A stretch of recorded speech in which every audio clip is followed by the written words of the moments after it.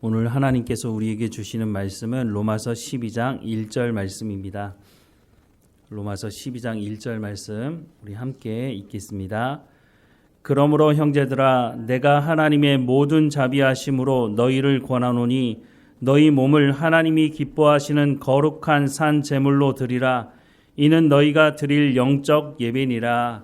아멘. 사도 바울은 하나님의 모든 자비하심으로 너희를 권한다라고 말씀을 하고 있습니다. 그러면 권하는 그 내용이 무엇이냐? 너희 몸을 하나님이 기뻐하시는 거룩한 산 제물로 드리라라고 말씀합니다.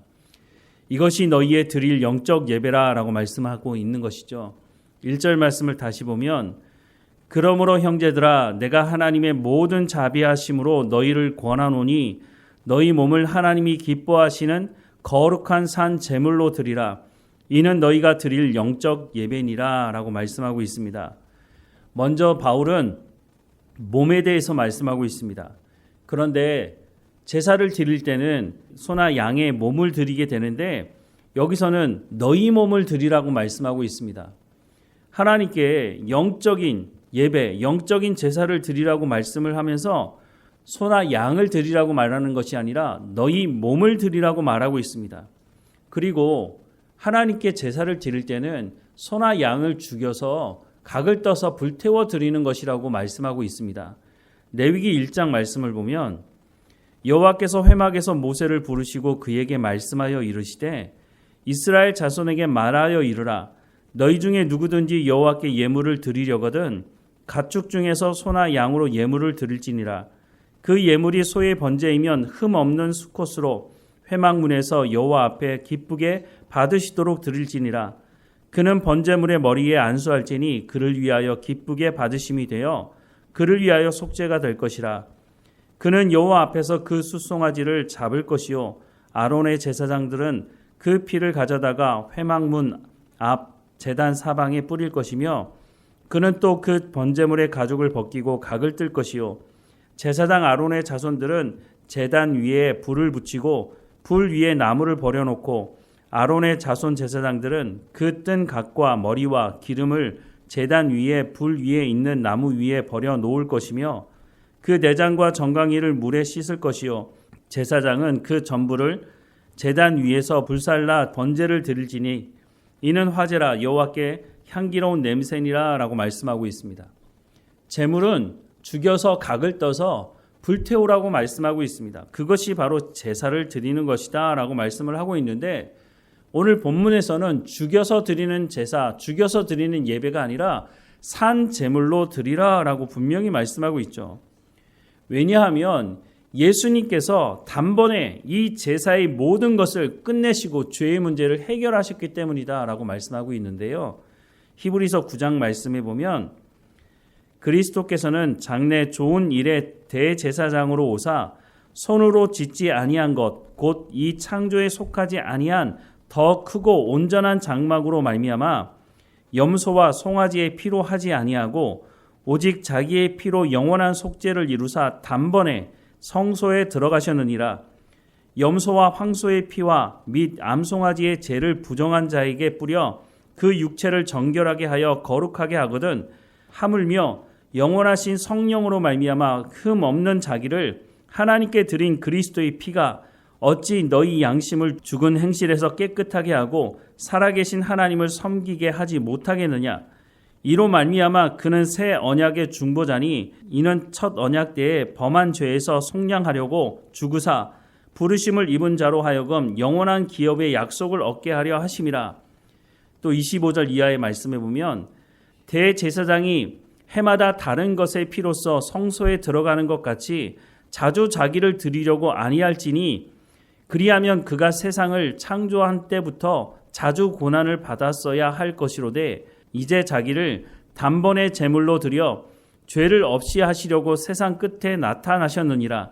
한번 죽는 것은 사람에게 정해진 것이요 그 후에는 심판이 있으리니 이와 같이 그리스도도 많은 사람의 죄를 담당하시려고 단번에 들이신 바 되셨고 구원에 이르게 하기 위하여 죄와 상관없이 자기를 바라는 자들에게 두 번째 나타나시니라 라고 말씀을 하고 있습니다. 이제 더 이상 우리가 소나 양이나 이런 것들을 잡아 죽이는 제사를 드리지 않아도 된다라고 말씀하고 있습니다. 왜냐하면 예수님께서 단번에 이 제사를 끝내셨다라고 말씀을 하고 있기 때문입니다. 갈라디아서 2장 20절 말씀에 보면 내가 그리스도와 함께 십자가에 못 박혔나니 그런즉 이제는 내가 사는 것이 아니요 오직 내 안에 그리스도께서 사시는 것이라. 이제 내가 육체 가운데 사는 것은 나를 사랑하사 나를 위하여 자기 자신을 버리신 하나님의 아들을 믿는 믿음 안에서 사는 것이다 라고 말씀을 하고 있습니다. 예수님을 영접한 사람들은 예수님과 함께 십자가에 못 박혀 죽었다라고 말하고 있습니다. 그런데 이것으로 끝난 게 아니라 그리스도께서 그 안에 살아계심으로 말미암아 이제 육체 가운데 사는 것은 나를 사랑하사 나를 위하여 자기 자신을 버리신 하나님의 아들을 믿는 믿음 안에서 사는 것이다 라고 말씀하고 있습니다. 죽었다고 말하지 않고 다시 살아난다라고 말씀을 하고 있는 것이죠. 하나님의 아들을 믿는 믿음 안에서 산다고 하는 것이 무슨 말입니까? 오늘 본문의 말씀을 가지고 말씀을 드리자면 너희 몸을 하나님이 기뻐하시는 거룩한 산 제물로 드리라라고 하는 것을 말씀하고 있다는 것입니다. 이것이 바로 뭐라고요? 너희가 드릴 영적 예배라라고 말씀하고 있습니다. 그러면 예배에 대해서 다시 한번 생각해 봐야겠죠. 예배의 핵심이 뭡니까? 요한복음 4장 23절과 24절 말씀에 보면 아버지께 참되게 예배하는 자들은 영과 진리로 예배할 때가 오나니 곧 이때라. 아버지께서는 자기에게 이렇게 예배하는 자들을 찾으시느니라. 하나님은 영이시니 예배하는 자가 영과 진리로 예배할지니라 라고 말씀하고 있습니다. 하나님께서 찾으시는 예배자가 어떤 사람이라고요? 영과 진리로 예배하는 자라고 말씀합니다. 영은 성령을 말하고 진리는 하나님의 말씀을 의미하는 것입니다. 성령은 하나님의 말씀을 깨달아 알게 하신다라고 하는 것이 예수님께서 잡히시는 날 그 저녁에 제자들에게 하신 말씀 아닙니까?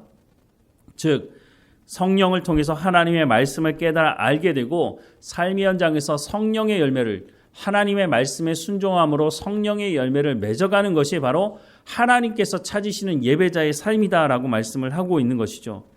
자, 그러면 종합해 보면 이렇습니다. 바울이 너희 몸을 하나님이 기뻐하시는 거룩한 산 제물로 드리라. 이는 너희가 드릴 영적 예배라고 말씀을 하고 있는데 이것은 곧 성령 충만한 가운데 하나님의 말씀을 듣고 깨달아 알아 삶의 현장에서 하나님 말씀을 듣고 순종함을 통해 성령의 열매를 맺어가는 삶을 의미하는 것입니다. 예수님은 마태복음 5장 말씀에서 이같이 너희 빛이 사람 앞에 비치게 하여 그들로 너희 착한 행실을 보고 하늘에 계신 너희 아버지께 영광을 돌리게 하라라고 말씀하고 있습니다. 예수님은 우리 가운데 너희는 세상의 소금이고 너희는 세상의 빛이라고 말씀하셨죠. 이 말이 무슨 말입니까? 너희가 하나님의 백성으로 부름받았으니 하나님의 백성으로서의 삶을 살아가라고 하는 것입니다. 이 세상에서 악을 저지르는 이 세상 속에서 하나님의 백성다운 삶을 살아가라는 것입니다. 하나님의 말씀을 듣고 하나님의 말씀대로 순종하며 살아가는 삶을 통해서 성령의 열매를 맺는 삶을 살라고 하는 것이죠. 그것이 바로 너희의 착한 행실을 통해서 드러나게 된다라고 말씀하고 있고 너희 그 착한 행실, 선함을 통해서 세상 사람들이 하늘에 계신 너희 아버지께 영광을 돌리게 된다라고 말씀하고 있는 것이죠. 이것이 바로 너희가 드릴 영적 예배, 살아있는 예배라고 말씀을 하고 있는 것입니다. 하나님의 부르심을 받은 사람들은 하나님의 백성다운 삶을 살아가면 된다는 것입니다. 그렇게 하기 위해서 우리가 하나님의 말씀을 듣지 않으면 안 된다고 하는 것이죠. 더 앞서서 성령의 충만함을 구하라고 말씀하고 있습니다. 왜냐하면 우리 스스로는 하나님의 말씀을 제대로 깨달을 수도 없고 하나님의 말씀대로 살아낼 수 있는 실력도 없기 때문에 그래서 성령이 우리 가운데 임하셔서 우리의 굳은 마음을 새롭게 하고 부드럽게 하며 하나님의 말씀을 깨달아 알게 하셔서 행하게 하신다고 말씀하고 있지 않습니까? 로마서 8장 말씀에 성령이 우리를 위해서 말할 수 없는 탄식으로 우리를 중보하신다고 말씀하고 있는 그 말씀은 하나님의 말씀대로 살아가려고 하는 그 백성들을 하나님께서 도우신다고 하는 말씀을 하고 있는 것입니다. 오늘도 하나님과 동행하며 이렇게 기도해야 할 것입니다. 하나님, 우리 가운데 성령의 충만함을 허락해 주십시오. 우리 가운데 하나님의 말씀을 깨달아 알게 하시고 거기서 머물러 있는 것이 아니라 하나님의 말씀을 행하는 우리의 삶이 될 수 있도록 인도해 달라고, 그래서 내 삶을 통해서 하나님의 영광이 드러나게 하시고 세상 사람들이 하늘에 계신 아버지께 영광을 돌릴 수 있도록, 무엇보다 더 나아가서 그들이 복음을 들을 수 있도록 그들의 마음을 열어달라고 우리의 삶을 주장하시고 우리의 삶을 인도해달라고 우리가 그렇게 기도하며 날마다 주님과 동행하며 살아가야 할 것입니다.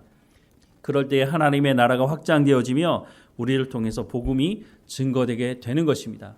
하나님 내 삶을 사용해달라고, 하나님 내 입술을 사용해달라고, 내 가운데 성령의 충만함을, 그래서 건강함도 허락해 주시고 필요한 것들을 하나님 공급해달라고 기도할 수 있게 되는 것입니다.